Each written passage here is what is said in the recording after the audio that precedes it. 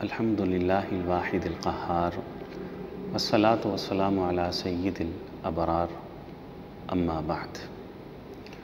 نبی علیہ الصلاۃ والسلام کا یہ فرمان ذیشان ہے کہ جو شخص بھی قربانی کا ارادہ رکھتا ہے تو اس کے لیے یہ پابندی ہے کہ ذی الحجہ کا چاند دکھائی دینے کے بعد اور نظر آنے کے بعد وہ اپنے ہاتھ اور پاؤں کے ناخن نہ کاٹے اور اپنے جسم اور وجود کے بال بھی نہیں کاٹ سکتا۔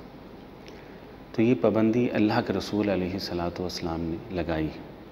تو اس سے یہ معلوم ہوتا ہے کہ جو شخص قربانی کا ارادہ رکھتا ہے وہ جسم سے بال اور ناخن اکھیڑ نہیں سکتا۔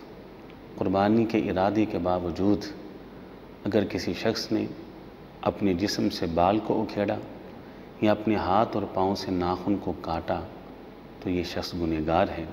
اللہ تعالی ہمیں ہر قسم کے گناہ سے بچنے کی توفیق عطا فرمائے۔